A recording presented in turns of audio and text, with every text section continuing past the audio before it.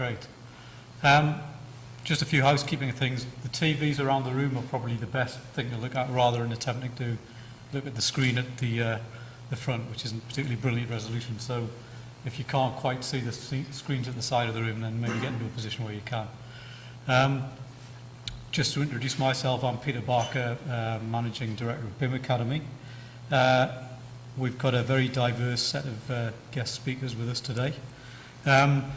The reason we've called the event BIMforFREE, George and I from BIM Academy attended an event in London just before Christmas, which was sponsored by Ramble Engineering. And they set up a BIM event free of charge, and they brought in expert speakers from around the London area to do a variety of talks about BIM, and they offered it free of charge.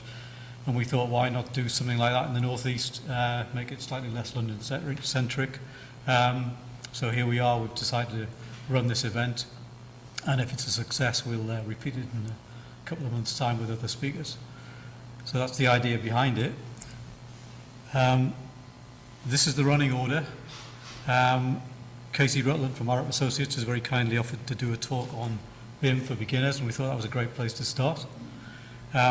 There's a variety of topics there about the importance of information within BIM, BIM from a QS perspective, some hands-on use of some of the tools from George of BIM Academy. Ed Bartlett of KaiCloud is going to talk about BIM and whole life costing. And Janet is going to talk about BIM from an SME's perspective. There'll be a short 5-minute interval at the end of each talk for some questions, any burning questions coming out of the specific talks. And then we'll have a longer question and answer session at the end. And there'll be a break of approximately 15 minutes in the middle. So we've got 2 groups of 3 talks, each about 20 minutes long. Just thought I'd very quickly mention BIM Academy.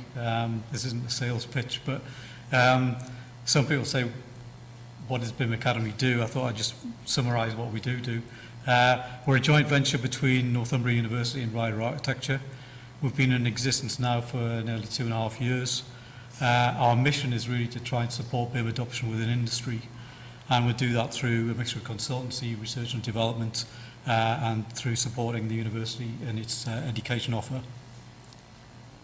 The types of project we're involved in, predominantly on the consultancy side, are helping clients implement BIM at either a strategic level or a project level on projects.